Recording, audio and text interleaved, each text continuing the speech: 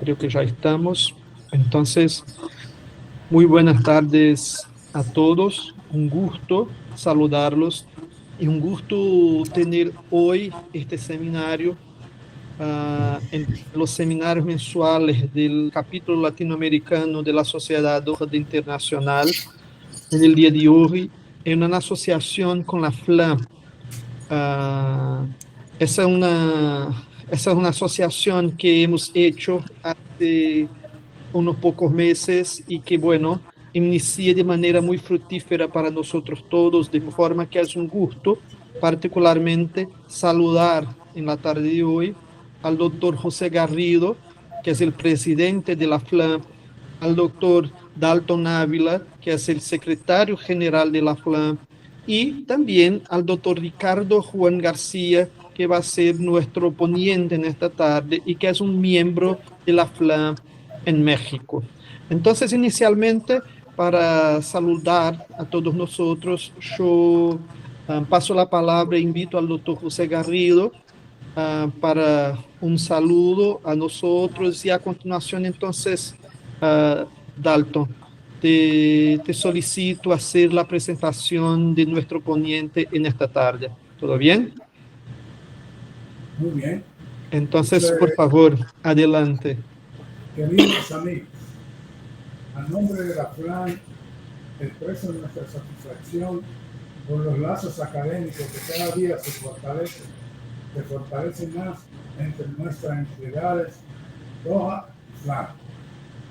Participación en webinar, congresos, investigaciones multicéntricas y otros emprendimientos conjuntos son la evidencia de que esta participación entre investigadores básicos, miembros de la academia y profesionales clínicos que se forman conjuntamente están activos en el desarrollo de una nueva era de los orígenes y el tratamiento de la salud y la enfermedad en el área materno-infantil. Estamos muy entusiasmados, estamos muy felices con estas uniones y estamos seguros que habrán grandes frutos en los próximos años. Así que éxito en esta presentación. Lo dejamos con el doctor Dalton Ávila.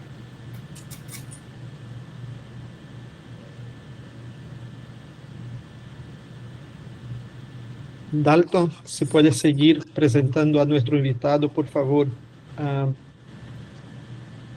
A nombre de la Federación Latinoamericana de Asociaciones de Medicina Perinatal, es un orgullo el presentar en esta reunión con DOHAT a nuestro director, el doctor Ricardo García Cavazos, genetista, presidente de la Federación Mexicana de Genética Humana y un investigador de excelencia, tanto en el país mexicano como en Latinoamérica. Es tan importante para nosotros esta reunión, no solo por las características humanas y de investigador del doctor García Cavazos, sino por el tema que él ha elegido y que realmente es de vanguardia en lo que respecta al origen fetal del ser humano, la programación genética del sexoma pregestacional que permite ya evitar cromatopatías en la vida fetal y del adulto. Estamos muy agradecidos y muy contentos de esta reunión y espero que nos den la oportunidad de seguir participando conjuntamente con DOHAT en nuevas reuniones en el transcurso de este año. Muchas gracias, Dalton. Entonces, doctor Ricardo, una vez más, le agradecemos por estar con nosotros y tienes la palabra para empezar su habla. Por favor, adelante. Muy bien. Voy a manejar con lentes oscuros porque no veo a nadie, pero me da muchísimo gusto que estemos comunicándonos, agradeciendo de verdad a los grandes amigos esta invitación que es una participación humilde pero interesante dentro de nuestro trabajo que estamos programando para esta parte de nuestras actividades, tanto del hospital como nacionales. Es para mí entonces un placer estar platicando con ustedes sobre este tema que nos ha dado una pauta muy importante de gran interés, y ahora que lo presente se van a dar cuenta cuál es esa razón. La programación genética es un proceso muy complicado, pero a su vez muy importante, porque hablaban, como ustedes lo ven del lado izquierdo, de una programación fetal para reducir las enfermedades crónico-degenerativas del adulto. Y aparentemente, durante el periodo de la gestación, se daba lugar a esta programación fetal que dio resultados muy importantes en el trayecto del 2010 hacia adelante sobre la forma del manejo de esta programación. Ahí es donde surge el efecto de una nueva disciplina que se incorpora, que es la epigenética. En esta ocasión, nosotros hemos estado trabajando para hacer un paso atrás y un paso adelante de la programación fetal. El paso atrás de la programación fetal lo hacemos en la etapa pregestacional, o sea, en la etapa preconcepcional.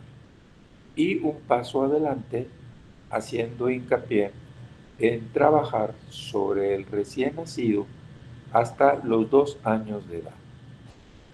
Todo ello entonces parte de un centro fundamental que es el embarazo. Con ese paso atrás y ese paso adelante, tratamos de cubrir todas las expectativas que nos determina esta fase tan importante de la biología humana, que es... Doctor Ricardo, si me Sí, permite un minuto solamente, no sé si usted está pasando las diapositivas, porque para nosotros está todavía en la primera. Entonces, solo así para es. confirmar si aún está en la primera o si ya ha pasado las diapositivas, no sé.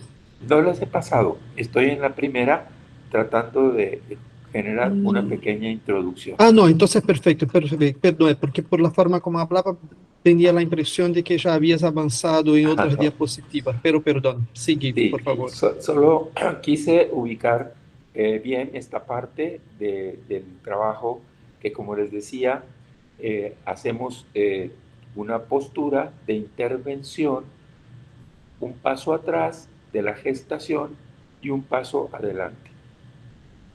El marco de presentación está relacionado con este crecimiento que tenemos actualmente de la genética, de la genómica y de la epigenómica, que son 3 líneas muy importantes de abordaje, uno clínico, otro molecular y otro relacionado con los factores ambientales.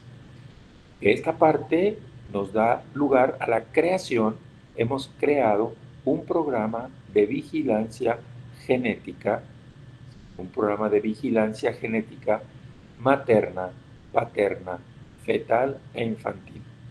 Y de ahí hemos introducido a través del trabajo del Departamento de Genética del Hospital General de México, de la doctora Alicia Cervantes y Verónica Morán, a través de pacientes que han sido incorporados a este nuevo sistema de la epigenómica y la cromatina, es decir, para determinar cromatinopatías. Así, esta va a ser más o menos la trayectoria, y inicio hablando con ustedes sobre este escenario de la epigenómica en la línea de vida.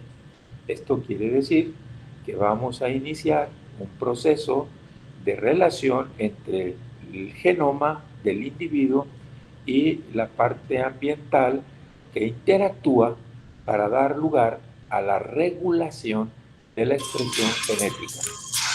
Esto nos da a nosotros un preámbulo muy importante para generar una ruta hacia una vida sana. Prevención de las enfermedades partiendo de la preconcepción hasta la vida postnatal en un diálogo entre la genética y el ambiente. Las pruebas que actualmente se han instalado, que son avances tecnológicos, avances científicos, nos han generado que podamos abrir esta caja de Pandora, que para nosotros es no solo una oportunidad y una pasión por tratar de conocer más a fondo esta secuencia de eventos de nuestro desarrollo, sino también hemos abierto una caja de Pandora que ahora sí vamos a tener que trabajar muchísimo para poder ubicar una cantidad de cosas que se nos vienen a través de esta parte de mitad del siglo. Como partimos del punto casi de inicio, que es la procreación, el punto de partida es manejo de las células germinales durante la etapa preconcepcional. Esto da lugar a que hagamos una intervención para lograr un embarazo más seguro, más protegido, con aspectos que vayan acoplados a estos elementos emocionales de la propia existencia al entrar en un proyecto de vida tan importante que es generar un hijo y que ese hijo se encuentre sano. Todo esto es la ruta de la línea del tiempo de las diferentes intervenciones técnicas, tecnológicas y moleculares para ir dando lugar a esta disciplina de la segunda década del siglo XXI, que es la epigenómica. Por eso es importante tener las bases anteriores y día a día nos vamos enterando de más descubrimientos y más formas de hacer intervenciones en la búsqueda de la explicación de la normalidad y de la patología. Ustedes ven aquí un estudio citogenético donde ustedes marcan una serie de cromosomas, los cuales los vemos al microscopio, y si se fijan, tienen unas bandas oscuras y unas bandas claras. Las bandas oscuras corresponden a una heterocromatina y las bandas claras a una eucromatina. Quiere decir, una cromatina condensada y una cromatina extendida. Decíamos hasta hace algún tiempo atrás que la cromatina condensada oscura de las bandas no funcionaba o funcionaba parcialmente. Pues ahora resulta que sí funciona. Y las bandas claras funcionan, que viene a ser la cromatina extendida. El interior del cromosoma tiene esta fibra, es una fibra que se le puede determinar color, por eso se llama cromatina. Y de ahí que venga lo de cromatinopatías. Como ustedes lo ven, ahí lo tenemos como tal. Vean del lado izquierdo, ese es el núcleo de interfase de una célula. Y ustedes ven la cromatina condensada, heterocromatina, que es la que está en oscuro, y la eucromatina en claro. De tal razón que esta sería como la dirección que tenemos hacia la búsqueda de este tipo de explicaciones. Sin embargo, como ustedes lo ven, el año 2022, abril del 2022, se publica un artículo muy importante para todos nosotros que viene a ser el complementar, el completar la secuencia completa del genoma humano.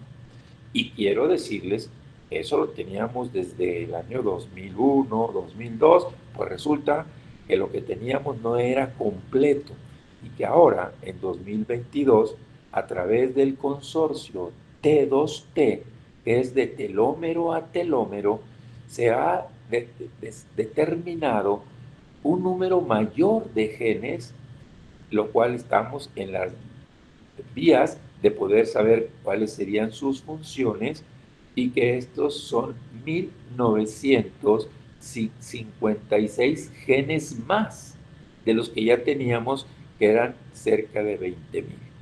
Y esto es un descubrimiento sumamente importante, trabajando sobre la cromatina, donde aquella que veíamos que aparentemente era de poca función o no funcional, pues resulta que ahora sí es funcional.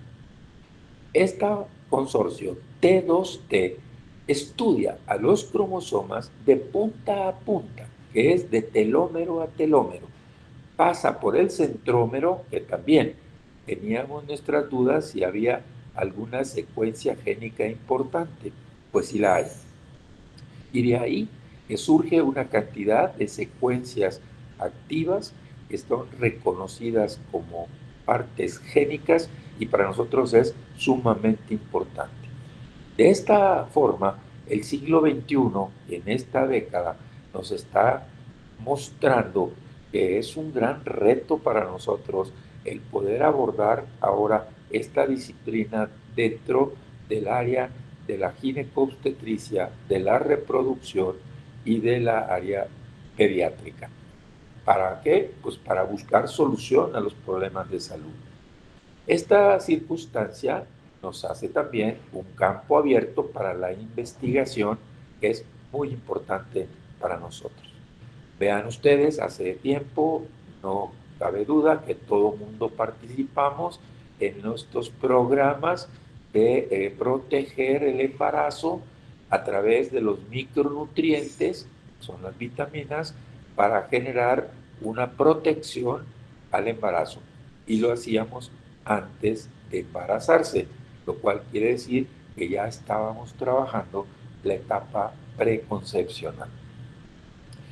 Para el estudio vale la pena hacer mención de que hay alteraciones que son puramente genéticas, hay alteraciones que son puramente ambientales y hay alteraciones que son las más de todas, en donde la genética se combina con el ambiente, generando esta nueva disciplina que es la epigenómica. Esto nos da a entender que la anatomía genética es una, pero la fisiología genética es otra, a través de la correlación de los genes entre sí y del ambiente sobre el material genético. Y no cabe duda que hay una carta que se encuentra ahí presente, que es la carta de individualidad, de que cada individuo somos diferentes y esto corresponde al factor propio de cada individuo en las respuestas que tenemos y se llama factor estocástico o el factor propio que genera el comportamiento de relación de cada individuo. Es así entonces que el genoma lo podemos considerar como algo hecho, la anatomía que tenemos, las secuencias que tenemos, y correspondería como al piano, ¿no? Y en el caso del epigenoma sería el pianista, o sea, el cómo tocarlo, qué teclas o qué genes expresar y qué genes inhibir, o sea, reprimir. Este mecanismo armónicamente son los que nos generan la línea de vida. Pero es muy importante mencionar que este mecanismo que llevamos toda la vida, que es el mecanismo epigenómico de nuestro reloj biológico, es importante que lo hagamos desde la programación inicial que viene a ser desde los gametos y le llamamos la medicina de los gametos. Y esta medicina de los gametos está vinculada a una área que es la epigenomización, o sea, aquel elemento que genera expresiones diferentes reguladas a través de mecanismos ambientales sin cambiar la secuencia del ADN. Esto hace entonces que trabajemos sobre las madres y ahora, doctores, sobre los padres para generar el concepto del sexoma paterno y el sexoma materno, la contribución genética de cada uno de los elementos de responsabilidad compartida que viene a ser el hombre y la mujer. Y quiero decirles que el genoma que aporta el hombre tiene diferencias sustantivas con el genoma que representa la mujer. Recuerden que ese genoma es de gametos y los gametos tienen una ruta crítica de vitalidad.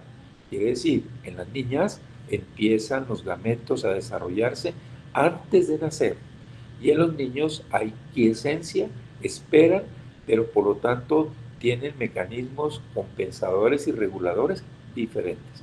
Por lo tanto, hay que trabajarlos de una manera propia para programar una genética mejor para la constitución del nuevo individuo. Es entonces una intervención muy importante que queremos hacer desde el punto de vista materno-paterno, fetal, neonatal e infantil, a través de una ruta crítica que tenemos, como le decíamos, de la parte fetal un paso atrás y de la parte fetal un paso adelante. Esto genera la creación de derechos de madre, padre, en la fase de su posición preconcepcional. Quiere decir, vamos a cuidar la línea germinal para generar una programación genética mejor que permita obtener bienestar y vigilancia en la protección en salud al futuro. Esto nos hace entonces tener dos fases importantes pregestacionales.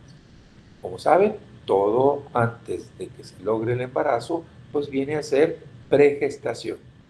Pero el elemento de la cultura que estamos tratando de introducir es que las parejas acudan a una consulta pregestacional para tomar las decisiones y las preparaciones para el embarazo. Y entonces, en ese momento, le llamamos la consulta progestacional, para generar un fenómeno de apoyo para la implantación y el desarrollo del nuevo individuo. Por lo tanto, esto va a ser muy importante, generar este elemento adicional, focalizado, y ponerle muchísima atención. La ruta es interesante desde el punto de vista genético, genómico, pero esa genoma no lo voy a mover, sino voy a tratar de modular, de regular la expresión genética a través de factores ambientales. Y esto genera un estatus del sistema biológico, hablando de células únicas como de cuerpos completos, de individuos completos. Y entonces, pues ven el aporte de la genómica, de la transcriptómica, proteómica, fisiómica y fenómica de cada uno de los omics que están vinculados a nuestro elemento de trabajo. Quiero hacer hincapié aquí en estos elementos hablando de la cromatina. Vean el cromosoma y vean ustedes la constitución interna de una fibra que está condensada y que tiene en su constitución proteínas que se llaman histonas. Esas proteínas histonas, como ven, son 8, es la H2A, H2B, H3, H4, y estas histonas son modificadas para controlar la expresión genética. La H3 tiene un papel fundamental en la oncogénesis y en el proceso de desarrollo y crecimiento de nuestros niños y de patologías genéticas de síndromes de sobrecrecimiento. Aquí vemos entonces que las histonas es un punto epigenómico que atender y que está integrando la cromatina. Por otro lado, el ADN, el cual ya ven ustedes que tiene un puntito rojo que corresponde a la citosina que se encuentra metilada. Y la citosina metilada es precisamente que tiene un carbón con 3 hidrógenos y por eso se conoce como la medicina de un solo carbón, o llamado también la medicina de los gametos. Y en este caso, la metilación es uno de los factores controladores más importantes, porque la metilación es la que al colocarse el grupo metilo en la citosina junto a una guanina, lo que hace es apagar el gen, o sea, reprime el gen. Quiero encender ese gen, lo tengo que desmetilar y acetilar para que pueda tener una función. Otro elemento que participa son los microRNAs dentro de los mecanismos epigenéticos, los cuales estos microRNAs son no codificables y que al final de cuentas nos ayudan a modificar los RNA mensajeros para la síntesis de proteínas. Pero bueno, aquí tengo esto porque me voy a ir hacia la cromatina y me voy a ubicar muy bien en el DNA de la cromatina y en las proteínas histonas de la propia cromatina. Es así entonces que estamos yéndonos un poco más allá de la constitución genética de los individuos. Quiero decir, estamos hablando de una herencia que se puede transmitir a través de la adquisición de una memoria entre genes que se apagan y genes que se encienden, o genes que se metilan y genes que no se metilan. Y de esta manera podríamos determinar este mecanismo. ¿Qué pasaría si hablamos de metilación en conjunto y ahora que sabemos que hay más genes que no conocíamos, pues nos damos cuenta de que existe para nosotros todo un campo por investigar y crear este nuevo término en que estamos involucrándonos, que son las cromatinopatías, o sea, las patologías relacionadas a la cromatina. Ahí lo ven ustedes, el núcleo del lado izquierdo y cómo sale el filamento de ADN cubierto, más bien rodeando a las histonas que están aquí, y que de esta manera ustedes ven que esto es la fibra de cromatina. Estas fibras de cromatina forman haces, hacen coadaptación y, como ven, se modifican en diferente forma para dar lugar aquí a los mecanismos de control. Esto da lugar entonces a que si hay mecanismos de control, hay que ver qué mecanismos son para poder determinar el comportamiento y asociarlo a alguna patología.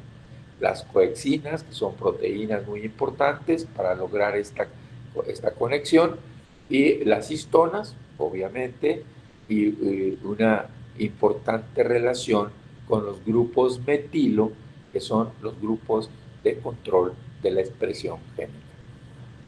Es así entonces que ubiquemos nuestro trabajo en este elemento y lo hemos dividido en un programa de vigilancia 90+1000, que es en este caso, como para quedarnos en un periodo de intervención adecuada, 90 días previos al embarazo, que sería la parte pregestacional, progestacional, por el hecho de la gametogénesis masculina de durar aproximadamente 64 días, y lo que queremos es que el sexoma masculino vaya en las mejores condiciones. A su vez, el sexoma femenino, que tiene mayor protección, también sea consciente de este elemento de control y de intervención. La parte gestacional, que sería una fase 2, y la parte postnatal, para cumplir con la gestacional los 1000 días, que serían 2 años de vida del bebé. Aquí lo tenemos con los años de la lactancia, y durante todo este tiempo tratamos de hacer una intervención para la programación genética. Es así entonces que empezamos a vincularnos al inicio de todo el proceso futuro biológico de creación de una nueva vida a través de esta programación de la medicina de los gametos. Y esto es la participación del contenido genético del hombre y el contenido genético de la mujer, conocidos como el sexoma. El sexoma es para nosotros entonces un punto de partida que está relacionado con la protección eficaz, importante, para crear un desarrollo, un embrión y un feto en las mejores condiciones hacia la vida futura.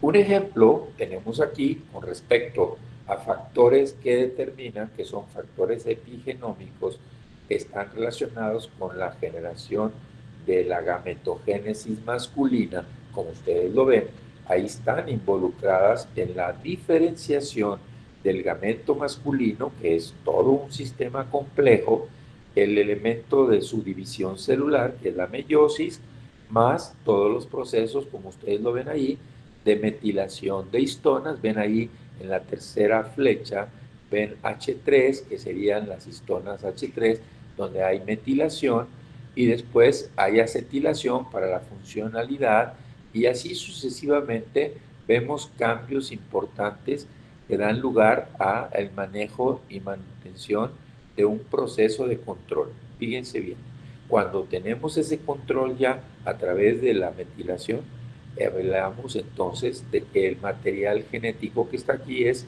el sexoma masculino y tiene una huella muy importante del varón que corresponde a una huella génica, está representando un imprinting, o sea, está representando la posibilidad de expresarse por línea paterna o no, para que con el material del sexoma materno se genere el principio de expresión dependiendo del origen parental, si es de madre o si es de padre. Como ven, aquí están las histonas, aquí está la parte del DNA, cómo se encuentra enrollándose para formar la cromatina, y aquí obviamente vemos la vinculación con los grupos metilo en la parte de la citosina junto a una guanina. De hecho, se llama citosina metilada. Cuando les digan a ustedes cuáles son las bases del ADN, pues son 5. No, ¿cómo van a ser 5? Son 4. No, son 5. Adenina, guanina, citosina, timina y citosina metilada, porque es precisamente un estatus muy importante, normal, del ADN dentro de su constitución. Y como ven, no soy el único, ni soy el promotor de una línea de trabajo, sino de toda la vida hemos tratado de ver que la epigenómica sea manejada desde las células germinales a través de la pregestación, para que tengamos las bases que fundamenten una mejor actuación de este material a través de una programación genética del genoma nuevo por 2 sexomas para dar lugar a los pasos siguientes del desarrollo embrionario, el desarrollo fetal, el nacimiento, neonato, la lactancia, el infante, y así sucesivamente hasta la línea de vida del individuo. Vuelvo a hacer hincapié en el manejo de un programa materno-paterno. Esto es muy importante para vincularlo como un elemento de diferencia genética y por lo tanto de diferencia terapéutica, para poder vincularlo a este programa tan importante. Así que el sexoma vinculado a estos cambios lo estamos trabajando en una fase crítica, que es la fase pregestacional, preconcepcional, para apoyar el resto del tiempo, como son las fases subsiguientes.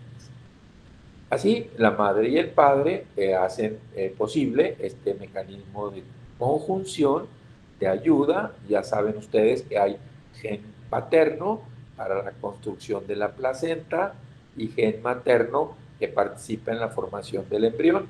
Ahí empezamos a ver imprinting y empezamos a ver ya que tenemos que preparar muy bien a ese sexoma materno y paterno. De alguna manera, esto nos hace un interés capital. Entonces, el punto es que en estos últimos años hay clínicas, y especialmente en Johns Hopkins, donde hacen una clínica que están teniendo las primeras experiencias entre la epigenética y la cromatina. ¿Y qué se ha aprendido de eso? Se ha aprendido mucho, muchísimo, muchas cosas que no conocíamos y que, bueno, al agregar más genes, quizá vamos a tener que muchos de ellos, estos genes nuevos, de la heterocromatina o del centrómero o los cercanos al telómero pudieran estar interviniendo en mecanismos epigenéticos de muchos problemas que hasta la fecha no nos explicamos.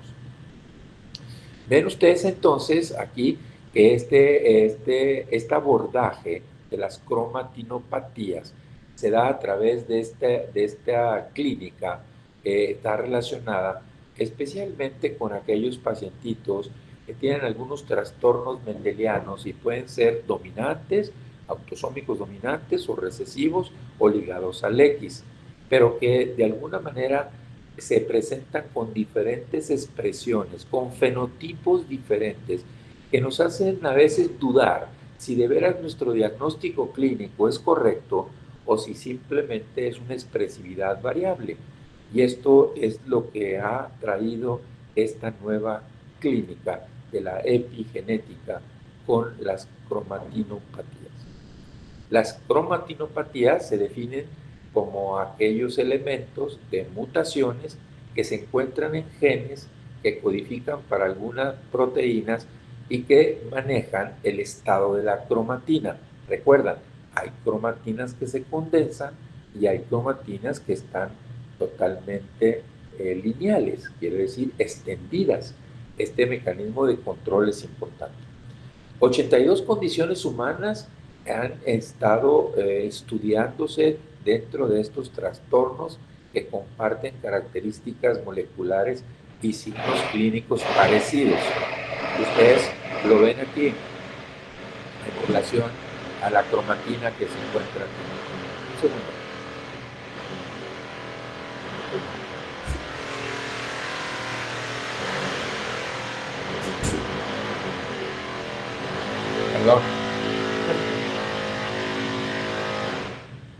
Perdón, están haciendo un arreglo acá fuera de la oficina. Bien, entonces, vean ustedes ahí el cromosoma, vean ustedes la fibra de cromatina, vean las histonas, vean ustedes cómo se va desintegrando la hebra y cómo vamos teniendo este elemento de contacto.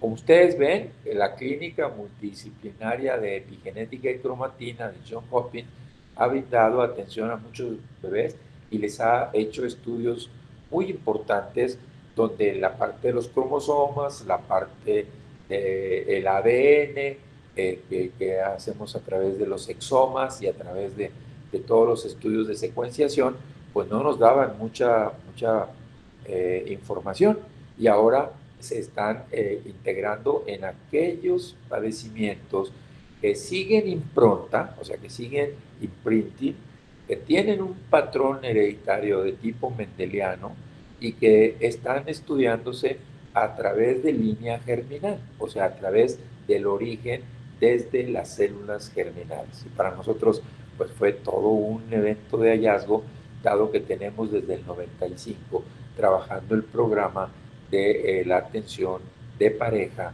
desde la etapa pregestacional.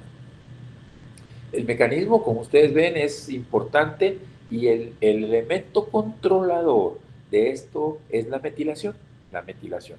Esto quiere decir el grupo metilo que se une a la citosina, que se une a las histonas y que me da como resultado perfiles que pueden manejarse desde etapas de la cromatina para expresiones diferentes en los niños, aún teniendo la misma patología o el mismo trastorno.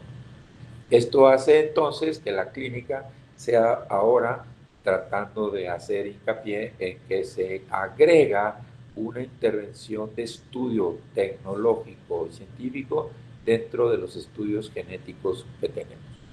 Esto nos da, como ustedes ven, en este estudio de la doctora Alicia Cervantes y la doctora Verónica Morán, a través del estudio de dos hermanitos de una familia que son diferentes fenotípicamente, pero desde el punto de vista epigenético son similares. Hay en este caso, en estas intervenciones que se han tenido en las clínicas de este tipo, estas las MDM, las alteraciones mendelianas con maquinaria epigenética, y hay más de 100 genes implicados, 85 fenotipos, La mayoría son autosómicos dominantes, pero si ustedes se fijan en relación al círculo, al disco que ven ustedes ahí, hay algunos, en el centro hay un disco, ese disco dice A o dice X, y es autosómico o ligado al X, y luego ven cómo son genes para escribir, genes para observar, genes para borrar, etcétera, o para bloquear, y vean ustedes todos los genes que se han estado estudiando en base a algunas variantes que pueden ser de dominancia negativa o ganancia en función. Como ven ustedes, esto va a traducirnos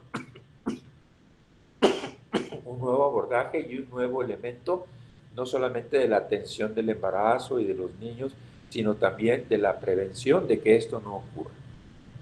¿Y cómo lo podríamos hacer si el mecanismo controlador es a través de la metilación? O sea, es un mecanismo controlador que está relacionado con la epigenómica. Por lo tanto, tiene que ver con la maquinaria epigenética de la metilación. Vemos aquí interacciones proteicas con relación a estos elementos para crear cada vez un poquito más de confusión. Sin embargo,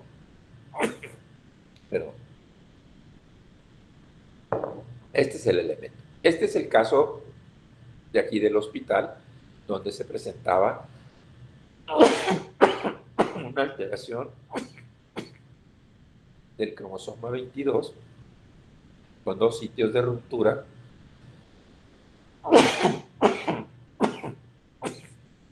y fue donde empezamos a intervenir en la clínica de las cromatinopatías.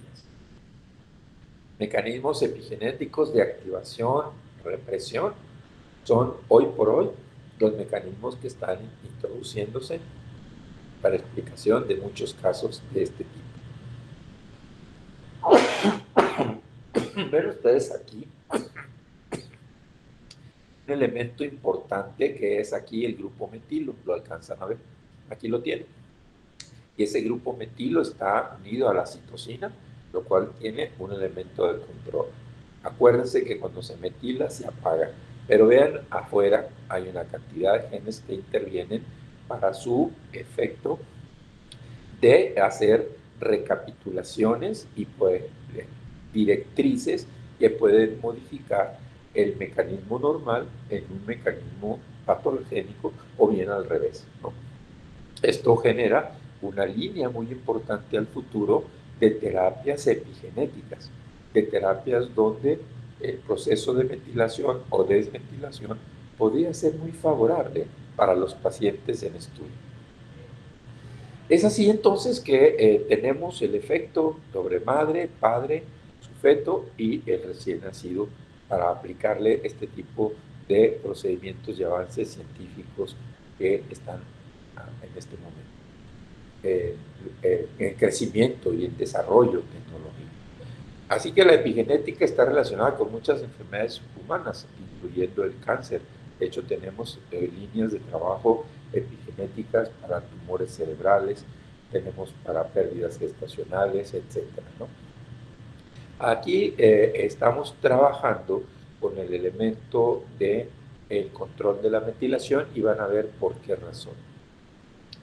¿Por qué nos preocupa? ¿Por qué me preocupa a mí? ¿Por qué me preocupa aquí en México? ¿Y por qué me preocupan los embarazos? ¿Y por qué me preocupan las parejas que lleven un buen control y los niños?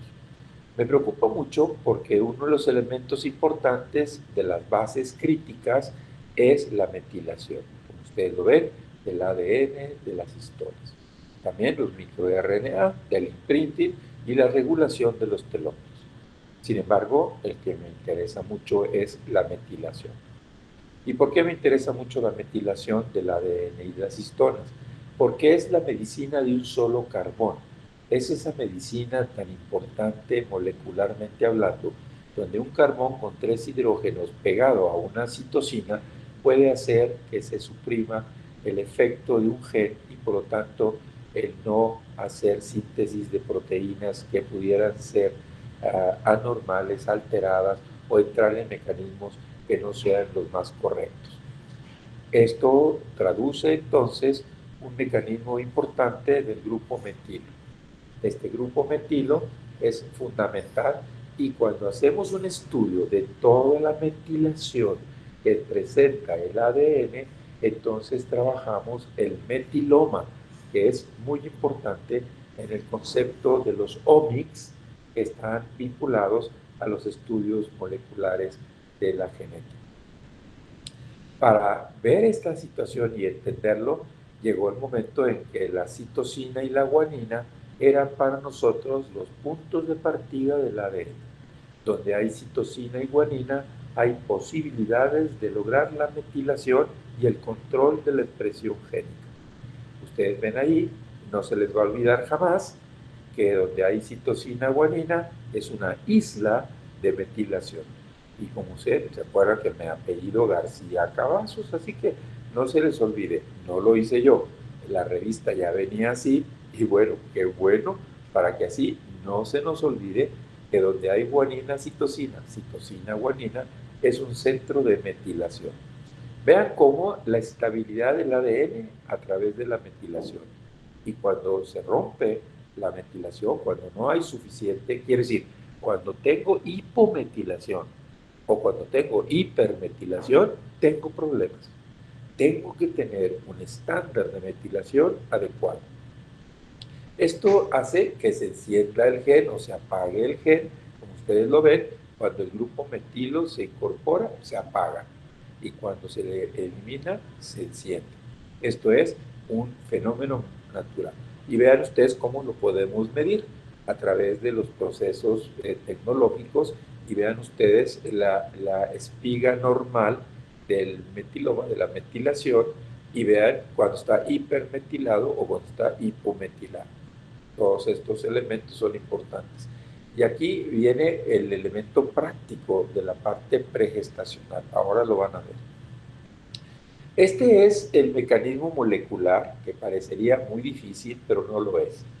Tan sencillo como uno de los donadores más importantes del grupo metilo viene a ser el ácido fólico.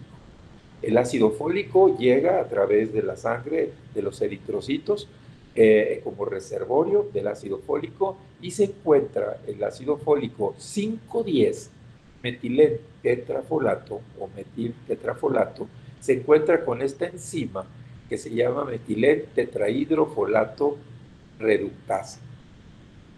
Y esta enzima, metiltetrahidrofolato reductasa, del 5,10 la pasa a 5. Y este 5-metil viene aquí en el camino metabólico, se encuentra con B12 y B6, suelta el grupo metilo y el tetrahidrofolato se viene para acá para dar ADN. ¡Oh, excelente!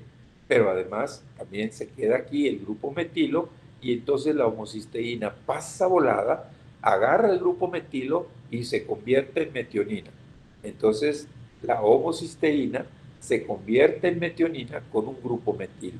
Y cuando viene para acá, el grupo metilo se suelta para ir al DNA y a las histonas y generar el metiloma. Se regresa otra vez aquí como homocisteína y sigue el ciclo. Les voy a decir que la homocisteína, esta, es tóxica, es un aminoácido tóxico. En cambio, la metionina es un aminoácido de donación, de transporte de los grupos metilo. Todo este mecanismo que está aquí es muy interesante, muy importante porque al final lo que quiero es metilar, pero metilar normal, porque si hipometilo, si hay poquito, malo, y si hay mucho, malo. Entonces tengo que tener control. Entonces vamos a ver aquí un grave problema para nosotros los mexicanos y probablemente latinos también. Tenemos aquí esta enzima que es el producto de un gen, la metiltetrahidrofolato reductasa, y es la que cambia el ácido fólico 5,10 por 5, y ese es el que es activo. Bueno, pues entonces tenemos una situación adversa, porque al tener el ácido fólico, que es este ácido fólico requiere de la enzima, pero ahora tenemos otro ácido fólico, que es el último, que es el L-metilfolato, que es 5-metilfolato. Quiere decir, ya no necesito la enzima, ya no necesito. Con el 5L metilfolato ya puedo utilizarlo directamente a la metilación sin pasar por la enzima y por lo tanto tener un elemento importante en la terapéutica epigenómica actual. Esto es esencial, importantísimo para reducir este problema. Pero sabemos nosotros que también hay muchos fármacos que compiten con el ácido fólico, con la vitamina B9, en el mecanismo donador de grupos metilo y entonces tenemos riesgos de tener cambios epigenéticos no deseados a través de la utilización de algunos antibióticos o antineoplásicos o anticonvulsivos o todos los que son para sistema nervioso. Así vemos entonces que el nuevo molécula de 5-metiltetrahidrofolato nos da una actividad mejor y una biodisponibilidad mejor para la metilación. Con cuidado, no necesito hipermetilar, tampoco necesito estar en un estado de hipometilación. Tengo que hacerlo correctamente. ¿Y qué pasa con los mexicanos? Los mexicanos tenemos 2 polimorfismos dentro del gen para la enzima metiltetrahidrofolato reductasa, la 677 y la 1298. Y por lo tanto, no manejamos adecuadamente el ácido fólico normal a través de una restricción enzimática del elemento del polimorfismo genético que tenemos. De tal manera, entonces, que es mejor para nosotros, al tener la mutación, la del polimorfismo, pues utilizar el 5-metiltetrahidrofolato como una suplementación. ¿Por qué? Porque hemos visto que tiene relación importante esta metilación con el patrón para autismo. ¿Qué tal que pudiéramos tener la posibilidad de encontrar marcadores para poder actuar de una manera muy focalizada sobre la cromatina, sobre el sexoma de los gametos y evitar este tipo de manifestaciones funcionales del sistema nervioso? Y esto es sumamente importante para nosotros. El programa que generamos desde el 95, como ven, es un programa de vigilancia genética de la salud materno, paterno, fetal y neonatal. Vemos entonces que el abordar este elemento desde los gametos nos ha traído una situación de trabajo muy importante, especialmente en generar cultura, en generar la cultura de que la pareja asista a hacerse el chequeo y entrar en el proceso de preparación para el embarazo. Vean ustedes la población hispanoamericana con un 48% de mutación como portador, ¿sí? Y afectados con doble mutación un 25%. Esto es en un estudio que se realizó en Estados Unidos. Pero vamos a ver aquí en México. Nosotros somos primer lugar en el mundo de defectos de cierre del tubo neural, como ustedes lo ven aquí. Y esto es a través de un estudio que hicimos a través de una secuenciación epidemiológica desde los años 90. Vean ustedes cómo transcurre nuestro elemento epidemiológico. Las ciudades que tenemos aquí, vean ustedes, con la presentación de casos, aquí es donde decimos, bueno, ¿de veras nos interesan los niños o no? Porque la verdad es que es algo muy importante en el abordaje cultural de las parejas, preparándose desde antes de la concepción. Vean ustedes aquí en la gráfica inferior que en la ingesta paterna de ácido fólico, 0.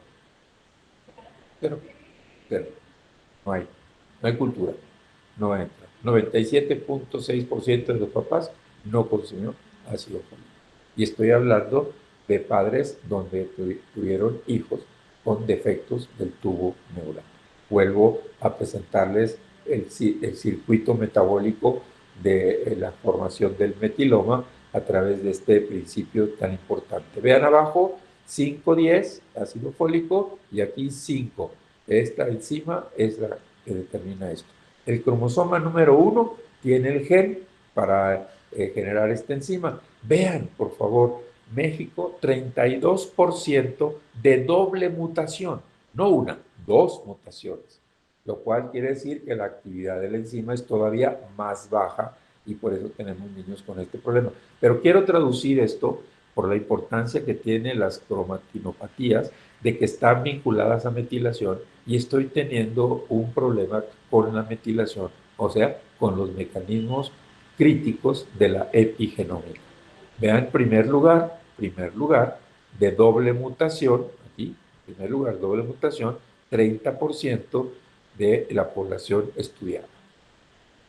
Aquí lo ven ustedes en este elemento, donde ven que la homocisteína tiene que pasar a metionina y lo hace a través de este mecanismo del 5-metil tetrahidrofolato. Pero vean, con esta mutación, pues no va a tener una efectividad total y por lo tanto voy a tener problemas en la metilación. Vean, el 50% de mestizos mexicanos tenemos una mutación y el 20%, pero si lo sumamos al resto de grupos étnicos, tenemos el 30% de doble mutación. Entonces, hay un estado en la República con una incidencia muy alta de niños con defecto del tubo neural, el 63% tiene una mutación y el 40% tiene dos mutaciones. Esto traduce un efecto de impacto. Está bien, estoy hablando de los niños con defecto de tubo neural, pero voy a traducirlo en relación de este problema vinculado a una actividad incipiente de una enzima que genéticamente la tenemos dañada y que además ese mecanismo epigenético hoy por hoy está teniendo hincapié en estos nuevos estudios de enfermedades mendelianas que tienen que ver con, o tienen que ver desde la construcción y función de la cromatina, quiere decir, antes de crear el cromosoma. Vean el sur, el centro y el sur de México con una mutación, esta es la segunda, igual, y vean aquí un estudio que hicimos con la población de Guerrero, para hacer el estudio, vean ustedes la población, el 33%, el 45% tenía una mutación y el 33% tenía dos mutaciones. Díganme ustedes, esta circunstancia nos hace entender que si bien es cierto que tenemos nuevos conocimientos para abordar en los niños con estas expresiones variables de la patología genética con patrones hereditarios reconocidos como dominantes o recesivos o ligados al X, y con imprinting, o sea, quiere decir, con expresiones aparentemente de origen paterno o materno, pero que en un momento dado se vinculan a otros procesos donde la epigenómica participa. Y esto es la gran preocupación. Por lo tanto, tenemos que hacer una intervención muy importante, cambio de cultura en la preparación de las parejas para la generación de un nuevo embarazo. Estos cambios epigenéticos son fundamentales y más en la gametogénesis. ¿Por qué? Porque van a tener un efecto muy importante para 3 generaciones. La pareja que se prepara, el bebé que está en la mujer desarrollándose y posteriormente ese bebé, posteriormente al ser padre del hombre, y entonces estaríamos haciendo un impacto a 3 generaciones. Bueno, es así que la verdad es para nosotros una reflexión importante de trabajo, específicamente dentro de todos nuestros pacientes, y es una reflexión profunda para el sistema de salud a través de la salud pública, porque lo que hoy hacemos debemos de saber cómo lo hacemos y que podríamos hacer cambios importantes en la parte de la salud de nuestros niños y niñas al futuro. Y esto es muy importante para nosotros y para mí en lo personal. Les agradezco mucho su atención y muchísimas gracias. Doctor Ricardo, muchas gracias por esta importante ponencia. Bien, por el avance de la hora, nosotros tenemos tiempo para 3 preguntas. Bien, y empiezo entonces por el doctor Carlos Briceño Pérez. Por favor, doctor, si puedes abrir su micrófono y hablar, adelante. Ya lo abrí, ya lo abrí. Ya lo abrí. Doctor García, tengo dos duditas. Una primera, estos trastornos del epigenoma, el periodo establecido desde pregestacional 90 días, luego el gestacional, luego 2000 días del neonatal. Pero mi duda, en el adulto, programación fetal, se manifiestan. Y casi al final, usted dijo, ya casi terminando, que pasaban era otra duda que tenía, a la siguiente generación. Yo creo que llama. Y una segunda pregunta, si ha observado que los esteroides tienen algo que ver en esto, el uso de esteroides como betametasona y dexametasona para disminuir las complicaciones, sobre todo respiratorias del parto pretérmino, si tienen algo que ver, si ha conseguido algo con respecto a esto. Gracias. No, doctor Briceño, no he visto nada de esto. Aparentemente creo que esta parte de inducción de la madurez pulmonar es de corto tiempo y de dosis que, bueno, están determinadas aquí. Los efectos del funcionamiento de los bebés no los altera. No he visto nada, pero hay que registrar todo lo que pueda ser un factor de agregado a los mecanismos que puedan modificar todo lo que es el elemento de expresión. Creo que debe de haber mecanismos de protección, de regulación ante ciertos efectos ambientales que puedan ser nocivos. Es importante estar muy atentos a todos estos elementos, pero no le puedo decir, no lo sé.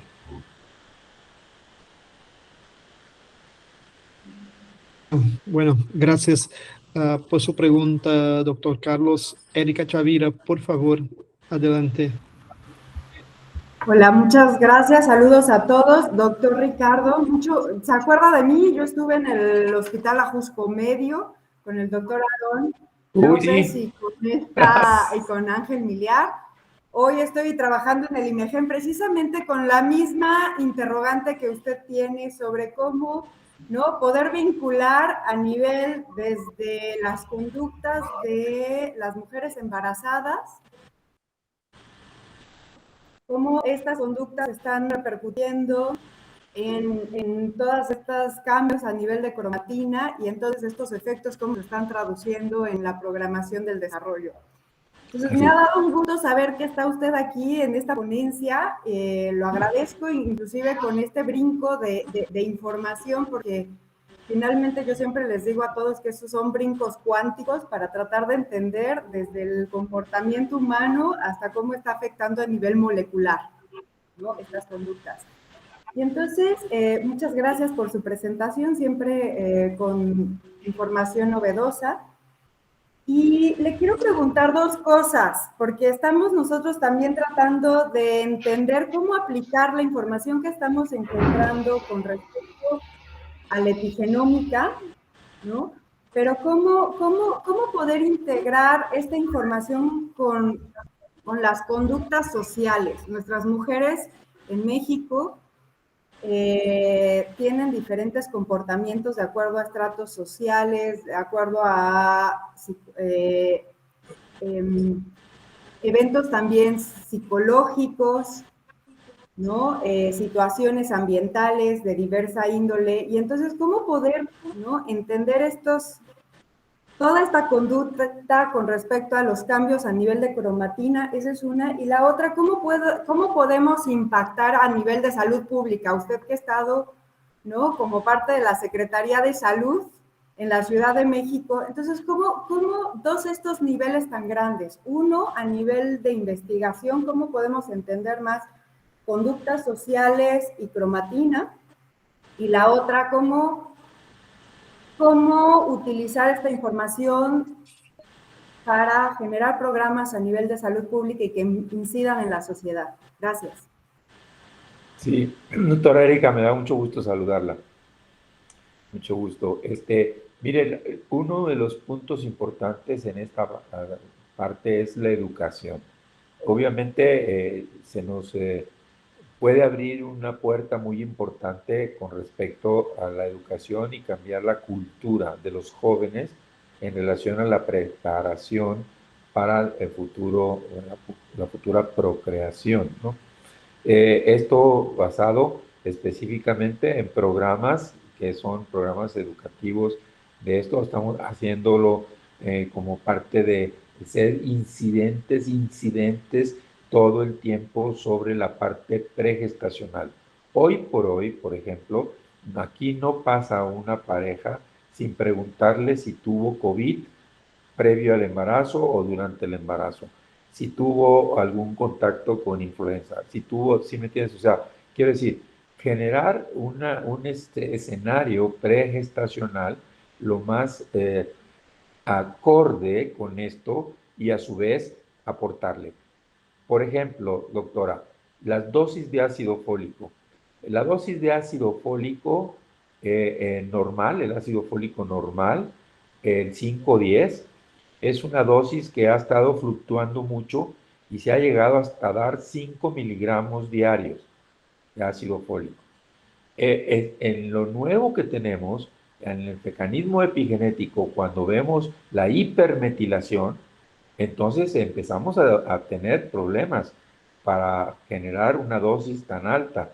Entonces estamos ubicando en dosis intermedias menores a 5 miligramos si ha tenido un antecedente no grato, no exitoso, o bien 0.4 miligramos de ácido fólico normal como parte de ambos, de mamá y papá. El nuevo ácido fólico, que tiene una gran actividad, el 5-metil, es de 0.4 nada más, 0.4. Entonces, es otra política más. ¿Y dónde vamos a incidir? En la norma oficial mexicana de prevención de defectos al nacimiento. Quiero decir, pues es la única que tenemos para poder hacer algo por los niños, involucrando la parte no solo de tipo defectos al nacer estructurales, sino también de tipo genético, que también es importante. ¿Sí? Espero, Erika, que me ayudes y bueno, pues hay que tocar puertas. ¿Sí? Claro que sí, con mucho gusto. Gracias. Gracias, Erika, por tu pregunta y por el comentario del doctor Ricardo. Pasamos entonces a la doctora Cristiane Maté para su pregunta. Por favor, Cristiane, adelante. Muchas gracias, Marcos.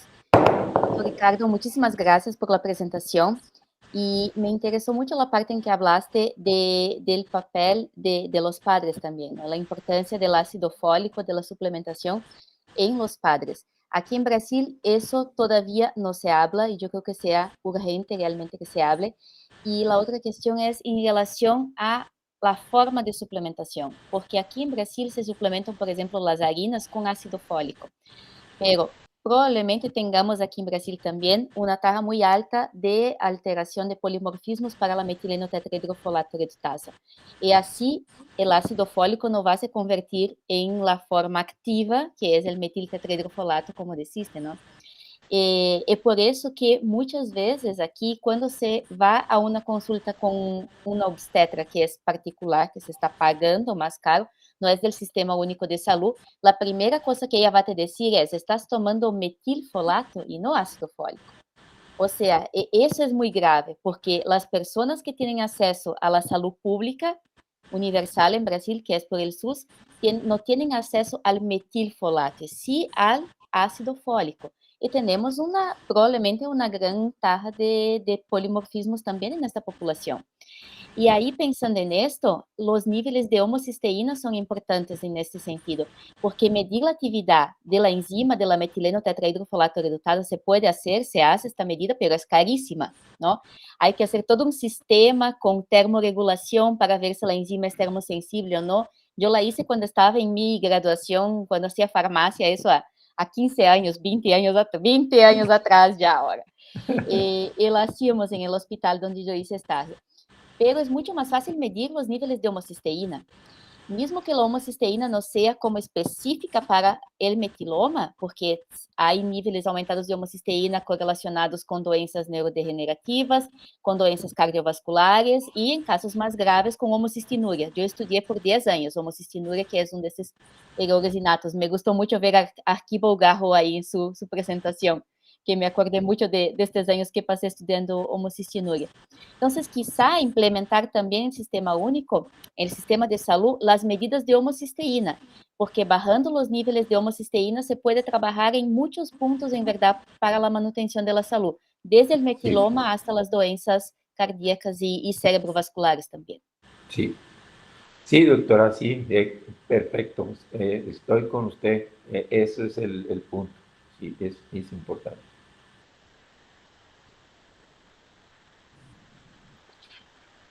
Bueno, entonces ya avanzamos un poco más sobre nuestro tiempo de 1 hora para los webinarios. La doctora Michelle Monroy acaba de poner una nota de agradecimiento también en el chat, de forma que entonces cerramos este webinario de esta tarde una vez más agradeciendo a la FLAMP, a su presidente y su secretario general que aquí están, y particularmente al doctor Ricardo García por esta tan interesante ponencia en la tarde de hoy. Saludamos a todos ustedes y obviamente aprovechamos para hacer la difusión una vez más de nuestro congreso bianual en Valdivia en septiembre de este año. Entonces, este es un flyer. Todos que son de la comunidad Doha recibieron un documento con las instrucciones para someter los trabajos que ya están abiertos. Entonces, alguien que por ventura no lo haya recibido puede escribir a nuestra secretaría, que vamos a enviar con mucho gusto todas las informaciones necesarias. Y en los próximos días también enviaremos nuevas informaciones con relación a los valores de inscripción, a los plazos y las formas de inscripción y todo más. Estamos esperando las últimas respuestas de algunos sponsoreos para entonces tener un valor final de las inscripciones. Pero en los próximos días, por cierto, toda la gente será comunicada. Y cualquier duda que tengas, puedes escribir al correo que está ahí abajo, valdiviacientifico2023@gmail.com, que los doctores Emilio Ejera o Paola Casanello, que están en nuestro comité científico, le van a contestar con mucho gusto cualquier duda que tenga respecto al Congreso. Entonces, Cris, te pido, ¿se puede sacar la pantalla solamente para que podamos sacar una foto de todos que están participando en el día de hoy? Entonces, eso exactamente, no estás compartiendo más la pantalla, entonces así creo que podemos sacar una foto general de todos. Una vez más agradezco, doctor José Garrido, doctor Dalton Ávila, doctor Ricardo Juan García y todos los otros más que aquí están en esta tarde. Un gusto y buenísimo saludarlos. Gracias, gracias muchísimo. Un rato, la doctora Paola Casanello levantó la mano. Por favor, Paola, adelante, porque puede ser algo importante respecto a nuestro congreso. ¿Paola? No, Marcus, perdón. Como te conté, claro. Estoy en un lugar donde fue un error, perdón. Entonces, amigos, buenas tardes a todos ustedes. Un gusto estar con ustedes y hasta luego. Hasta la próxima. Chao, amigos. Que estén muy bien. Hasta la próxima. Hasta la próxima. Hasta la próxima.